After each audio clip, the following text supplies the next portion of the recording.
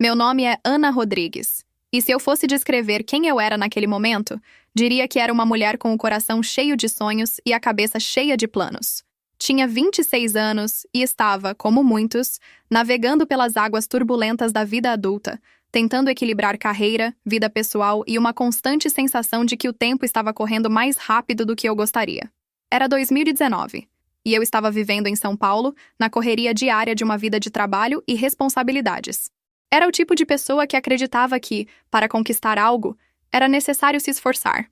Cresci em uma família modesta, com pais que sempre foram educadores, e desde cedo aprendi a valorizar a educação e a independência. Era um orgulho para minha mãe me ver sempre com um livro nas mãos, e meu pai me ensinou o valor de ter um plano e economizar. Apesar das dificuldades, sempre fui bem-sucedida na escola, na universidade e no trabalho. Eu não queria depender de ninguém, e isso me dava uma sensação de controle sobre a minha vida, um sentimento de que eu estava no comando do meu destino. Trabalhava como assistente contábil em uma empresa de construção civil, o que me dava uma sensação de segurança financeira. Havia acabado de comprar um carro com o meu próprio dinheiro, algo que muitos da minha idade não conseguiam. Além disso, estava planejando minha casa própria, economizando para dar entrada em um financiamento. Eu não tinha pressa para casar ou formar uma família. Pelo menos não ainda. Eu queria focar nos meus próprios projetos, nas minhas conquistas. E foi nesse cenário, de uma vida construída com muito esforço e determinação, que minha vida tomou um rumo inesperado. A história que vou contar agora começou em um dia comum de outubro, quando eu estava indo para o trabalho, com a agenda cheia de compromissos, quando entrei na cafeteria perto do escritório para comprar meu café de sempre. Eu estava com pressa, como sempre. A fila estava demorando mais do que eu gostaria, e eu estava ficando cada vez mais impaciente. Olhei para o relógio e vi que faltavam apenas 15 minutos para a reunião importante que eu tinha pela frente. Foi quando um homem, de talvez uns 30 anos, se aproximou de mim na fila, e com um sorriso simpático perguntou se eu estava com pressa. Era Lucas. Ele tinha um olhar tranquilo e uma postura que me passou confiança desde o primeiro momento. O que mais me chamou a atenção foi a maneira como ele parecia estar calmo, como se nada no mundo pudesse apressá-lo. Ele parecia estar em total controle, algo que me fez sentir uma calma que eu não tinha há muito tempo. Ele estava ali, na mesma fila, e mesmo com o atraso de ambos, começamos a conversar como se já nos conhecêssemos há muito tempo. Descobrimos que trabalhávamos na mesma empresa, mas em departamentos diferentes. Ele era engenheiro, eu, contadora. Não pensei muito sobre isso na hora, mas quando ele me convidou para sair, 2 dias depois, não pude evitar o impulso de dizer sim. Algo nele me fazia querer mais. Eu estava acostumada a ser a mulher focada no trabalho, sem tempo para distrações. Mas com Lucas, foi diferente. Nosso primeiro encontro foi em um pequeno restaurante italiano, aquele tipo de lugar charmoso, com velas nas mesas e música suave ao fundo. Conversamos sobre arquitetura, sobre finanças, e apesar de os tópicos parecerem até um pouco monótonos para um encontro romântico, o tempo passou sem que percebêssemos. Passamos horas ali. E o que mais me impressionou foi como ele não fazia questão de impressionar com presentes caros ou palavras ensaiadas. A sua forma de ser genuíno me encantou de uma maneira que eu não sabia que existia. As semanas seguintes foram uma sequência de jantares, passeios no parque e trocas de mensagens que sempre pareciam trazer um sorriso ao meu rosto. Lucas tinha algo que eu não sabia o que era, mas que me atraía. Ele me fazia sentir importante, mas não de uma maneira superficial. Ele parecia realmente interessado na minha vida, nos meus pensamentos e no meu trabalho. Eu estava começando a me abrir para algo mais, mesmo sem perceber.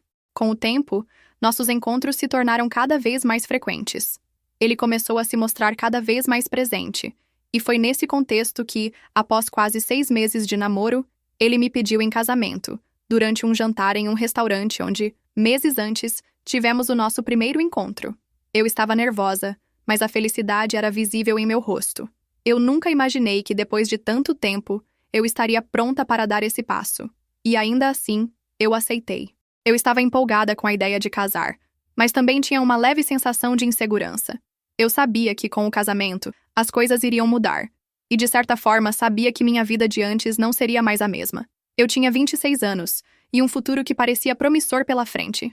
Já tinha uma carreira consolidada, mas a ideia de ter uma família, e até mesmo a mudança para a casa de Lucas, me deixava um pouco apreensiva.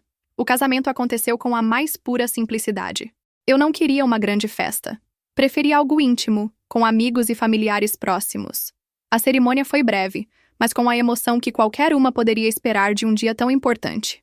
Eu, finalmente, estava começando uma nova etapa da minha vida, mas, ao mesmo tempo, havia uma sensação estranha em meu peito. Algo que não sabia se era normal ou apenas ansiedade pela mudança, mas que, com o tempo, se tornaria muito mais do que isso. Algo mais complicado, algo que eu jamais imaginei que viveria. E foi assim que minha história com Lucas começou. Com um encontro casual em uma cafeteria, com um homem calmo e confiante que mudou a direção da minha vida. Eu não sabia naquele momento que minha história estaria prestes a se transformar em um enredo de revelações, surpresas e escolhas que iriam testar minhas convicções mais profundas sobre o que é o amor, a confiança e, especialmente, a minha capacidade de me preservar. Após o casamento, as coisas começaram a tomar um rumo que eu não esperava. A euforia do dia do casamento e a esperança de que minha vida ao lado de Lucas seria tranquila começaram a se dissipar com o passar dos dias. A casa de Lucas, onde agora morávamos juntos, estava repleta de pequenas tensões que até então eu não havia percebido completamente. Dona Helena, sua mãe, que antes havia sido uma figura distante, agora se tornava uma presença mais palpável, porém, de uma maneira que eu não conseguia entender. Ela se recusava a aparecer em qualquer um dos encontros que havíamos tentado organizar entre nossas famílias, algo que, à primeira vista, parecia apenas uma peculiaridade. Mas com o tempo, a recusa da mãe de Lucas em participar das nossas vidas começou a se tornar uma sombra, algo que eu não podia ignorar. Eu não queria me meter onde não me diziam respeito, mas o comportamento de Dona Helena era inegavelmente estranho. Não se tratava apenas de uma falta de envolvimento, mas de uma hostilidade velada que não tinha explicação.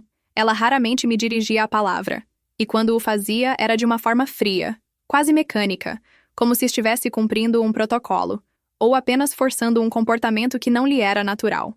Eu ficava me perguntando se esse tipo de coisa era normal em todas as famílias, ou se havia algo mais por trás disso. Lucas, por sua vez, parecia ser uma espécie de mediador entre eu e sua mãe. Eu sabia que ele amava a mãe dele profundamente, e por isso, me sentia culpada por querer que ele tomasse uma posição mais firme. Quando ele percebia minha frustração, tentava me acalmar, dizendo que sua mãe tinha seus próprios tempos, e que talvez fosse só uma questão de adaptação. Ele me dizia que Dona Helena era uma mulher que, ao longo dos anos, desenvolveu uma maneira muito particular de ver o mundo e que, com o tempo, as coisas melhorariam entre nós. Mas, para ser sincera, não me sentia mais à vontade dentro da casa dele, e a cada conversa, a cada visita não planejada de sua mãe, eu sentia que meu espaço ali se tornava menor. E, mais uma vez, a sensação de ser uma estranha dentro de minha própria casa se fazia presente. A tensão cresceu quando, durante uma tarde em que Lucas e eu estávamos conversando sobre os planos para as próximas semanas, ele recebeu uma mensagem de sua mãe. O tom do rosto dele mudou assim que leu a mensagem, e foi naquele momento que soube que algo não estava bem. Ele me olhou, e com uma expressão que eu jamais esquecerei, me disse que sua mãe estava pedindo para que nós nos separássemos temporariamente. Ela acha que você precisa de um tempo para se acostumar com a ideia do casamento, ele disse, sem conseguir esconder o desconforto. Ela acha que eu ainda não estou pronto para ser um marido, ele acrescentou com a voz tensa. Naquele momento, tudo o que eu queria era gritar. Como assim ela achava que eu não estava pronta para o casamento? Como alguém poderia tomar decisões tão impactantes sobre a minha vida sem sequer me consultar? Eu já estava me sentindo desconectada da minha própria realidade. Eu havia deixado minha casa para morar com ele, deixado a vida que conhecia para ser parte de algo novo, e agora parecia que eu era uma espécie de intrusa nesse espaço. Eu passei a me questionar sobre minha própria posição na vida de Lucas. Será que ele realmente estava comprometido com o casamento? Ou estava apenas tentando agradar a sua mãe? Ele parecia sempre tão preso a ela, tão inclinado a dar-lhe a atenção que ela exigia, que comecei a me perguntar se realmente havia um espaço para mim naquela equação. Eu não estava mais apenas lidando com uma simples tensão entre sogra e nora. Parecia que estava enfrentando uma guerra silenciosa, onde a minha identidade e meus sentimentos eram constantemente silenciados pela presença impositiva de Dona Helena. As coisas pioraram quando, após mais alguns dias de tentativas frustradas de conversar sobre o assunto com Lucas, ele me disse que sua mãe havia sugerido novamente que ele e eu precisássemos de um tempo para refletir sobre o casamento. Ele parecia convencido de que isso era algo positivo, algo que ajudaria a nossa relação a se fortalecer, mas eu estava em choque. Eu não queria ser tratada como se fosse um problema a ser resolvido. Eu queria ser uma parceira, não um fardo. Mas, ao ouvir essas palavras, senti como se tudo o que eu fizesse ou dissesse fosse manipulado por algo que estava além de mim, além da minha própria vontade. Eu comecei a me sentir como uma estrangeira em minha própria vida. O lugar que eu pensava ser meu, ao lado de Lucas, estava sendo invadido por forças que eu não podia controlar. A cada dia, minha confiança na relação diminuía. Eu me perguntava, em silêncio, como ele não via que essa pressão da mãe dele sobre nós estava nos afastando. Será que ele não via que a ideia de tempo, sugerida por ela, não era algo que deveria ser compartilhado entre nós dois? Será que ele achava que eu simplesmente deveria aceitar? A gota d'água aconteceu uma semana depois, quando, ao tentar fazer planos para o fim de semana, Lucas me disse que, em razão da insistência de sua mãe, ele teria que passar o fim de semana fora com ela, para cuidar de uma situação familiar urgente. Meu peito apertou. Ele não me avisou, não conversou comigo antes de tomar essa decisão. Era como se eu fosse a última pessoa a ser considerada nas decisões que envolviam nossa vida juntos. Isso não era o que eu havia imaginado. Isso não era casamento. Naquela noite, senti uma tristeza profunda. Eu estava no meu canto, naquela casa que deveria ser meu lar, mas que agora parecia mais um lugar de obrigação e de constante confronto. Eu não sabia mais quem eu era ali, não sabia mais como me posicionar. De repente, parecia que eu não fazia parte da história que Lucas e sua mãe estavam escrevendo. Estava começando a duvidar se eu conseguiria, algum dia, ser completamente aceita naquela vida. E pela primeira vez, comecei a questionar se eu poderia continuar a viver assim, presa a um cenário que me fazia sentir insignificante. A tensão na casa de Lucas e Ana atingiu seu pico em uma tarde de quinta-feira, quando, sem qualquer aviso prévio, Dona Helena apareceu na porta. Eu estava em casa, tentando organizar a rotina do trabalho e fazer uma rápida arrumação, quando ouvi a campainha. Não esperava visita. Abri a porta e lá estava ela. Sua presença era imponente, como sempre, mas agora carregava algo ainda mais pesado. Uma determinação que parecia sufocar o ambiente. Boa tarde, Ana. Preciso ficar aqui por 2 meses. Estou com questões de saúde, algo urgente, e preciso de cuidados médicos que só podem ser feitos aqui em São Paulo. Ela disse, com um tom frio e autoritário. Era uma explicação vaga e sem muitos detalhes, mas o que mais me assustou não foi o motivo de sua visita, mas o simples fato de ela ter decidido invadir nossa casa sem sequer perguntar se era algo que eu estaria disposta a aceitar. No fundo, eu sabia que isso já estava fora do meu controle. Lucas estava lá, claro, mas o seu olhar de desconforto e impotência me dizia tudo. Ele estava mais uma vez sucumbindo à pressão da mãe, e isso se tornava cada vez mais claro para mim. Ele queria evitar um conflito, mas ao fazer isso, estava me colocando em uma posição desconfortável, sem nem mesmo me consultar antes de permitir que sua mãe se instalasse em nosso lar. Eu já sentia que minha opinião não importava mais tanto quanto a de Dona Helena. Eu não era mais a esposa que ele protegeria e cuidaria, mas uma mera coadjuvante na história que sua mãe havia determinado. No início, tentei manter a calma. Não queria ser a esposa que cria problemas por algo tão pequeno. Afinal, sua mãe estava precisando de cuidados médicos, e eu deveria ser compreensiva. Tentei convencer a mim mesma de que seria uma situação temporária, que ao fim de 2 meses, as coisas voltariam ao normal. Mas as coisas logo se mostraram mais complicadas do que eu imaginava. Nos primeiros dias, tudo parecia relativamente tranquilo. Dona Helena se instalou no quarto de hóspedes, mas logo começou a fazer sugestões sobre como deveríamos organizar a casa, como se o espaço fosse dela, e não nosso. A cada passo que eu dava, ela estava lá, observando, comentando, organizando tudo do seu jeito. Ela se fazia sentir como se fosse a dona da casa, e a cada comentário seu, sentia que o espaço que eu tentava construir ao lado de Lucas começava a se diminuir. Mas o que mais me incomodava era o fato de Lucas não se posicionar, não dizer nada. Ele a deixava fazer, sempre se justificando, dizendo que ela precisava de apoio. E aos poucos, ele foi se afastando, como se a sua mãe precisasse de mais e mais dele, e eu de menos. No começo, eu ainda tentava disfarçar minha revolta. Pensava que talvez eu estivesse exagerando, que era apenas uma fase e que as coisas iriam melhorar. Mas, com o passar dos dias, percebi que minha vida estava sendo invadida por uma força maior, algo que eu não conseguia controlar. Minha relação com Lucas estava se desgastando a cada dia, a cada pequena desculpa que ele dava para a mãe dele. As viagens de Lucas começaram a ser mais frequentes, e as justificativas sempre vazias me deixavam mais desconfiada. Ele dizia que estava resolvendo questões de trabalho, que precisava viajar para reuniões de última hora, mas eu não conseguia mais confiar. Era como se ele estivesse mais presente nas viagens do que em nossa própria casa. Foi em uma dessas viagens que a última gota transbordou. Eu estava na sala, organizando algumas contas e tentando relaxar com uma xícara de chá, quando notei algo estranho. Um perfume, que não era meu, pairava no ar. Não era forte, mas estava lá, sutil, um vestígio de algo que não deveria estar ali. Andei pela casa, sem entender o que estava acontecendo, até que na varanda, encontrei um pequeno lenço de seda. O tecido e o perfume me eram estranhamente familiares. E foi nesse momento que a sensação de invasão se tornou muito mais clara. Eu não estava mais apenas lidando com a presença constante de Dona Helena, mas com algo mais profundo e perturbador. Minha casa estava sendo invadida. E não era apenas pela mãe de Lucas. Algo estava errado, e eu estava prestes a descobrir o quê. Naquele instante, o que parecia ser apenas uma simples suspeita se transformou em uma revelação. Lucas estava ocultando algo de mim, e eu não sabia até que ponto sua lealdade estava sendo dividida entre mim e a sua mãe. A sensação de traição foi imensa. Eu estava vivendo um pesadelo onde a pessoa que deveria ser meu parceiro estava, na verdade, em um jogo manipulador com a figura que mais deveria me apoiar, e não me colocar em um papel secundário. Fui tomada por um turbilhão de sentimentos. Raiva, frustração, tristeza e, acima de tudo, uma sensação de impotência que me corroía por dentro. Eu precisava de respostas. Não podia mais viver assim, à mercê de uma dinâmica que estava me sufocando. Fui até a mala de Lucas, que estava aberta no quarto, e comecei a procurar mais indícios do que estava acontecendo. Não me orgulho de ter invadido a privacidade dele, mas naquele momento, algo em mim não conseguia mais confiar, e a necessidade de entender o que estava acontecendo era maior do que qualquer pudor.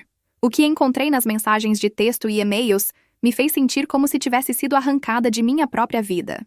As conversas de Lucas com a mãe, algumas extremamente íntimas, mostravam um grau de manipulação que eu não imaginava ser possível. Ele estava, de maneira silenciosa, permitindo que sua mãe controlasse nossa vida, nossas decisões. E o mais doloroso de tudo, ele não estava sequer me consultando, não estava me fazendo parte disso. Ele estava agindo como se o que importava para ele fosse agradar a mãe, proteger o laço familiar, mesmo que isso significasse me afastar emocionalmente. A revolta cresceu em mim como uma chama incontrolável. Eu sabia que precisava confrontar Lucas. Não podia mais viver assim, sendo submissa às vontades de sua mãe. Mas eu também sabia que o que vinha pela frente seria um divisor de águas. Não seria fácil, e muito menos sem dor. Eu estava prestes a enfrentar uma verdade que poderia destruir tudo o que eu havia construído com Lucas até aquele momento. Eu não sabia se seria capaz de suportar o peso da decisão que teria que tomar. Mas, naquele momento, o único sentimento claro que eu tinha era: eu não podia mais viver debaixo da sombra de Dona Helena. Algo precisava mudar. Ana finalmente tomou a decisão que há tanto tempo parecia inevitável, mas também aterradora. Com uma coragem inesperada, ela confrontou Lucas, apresentando-lhe provas irrefutáveis de que sua mãe estava, sim, controlando cada aspecto de sua vida conjugal. Ela expôs a manipulação de Dona Helena e como Lucas, por mais que amasse Ana, sempre se colocava ao lado da mãe, ignorando as necessidades de sua esposa. A revelação foi como um choque, um balde de água fria que estremeceu as fundações do relacionamento deles.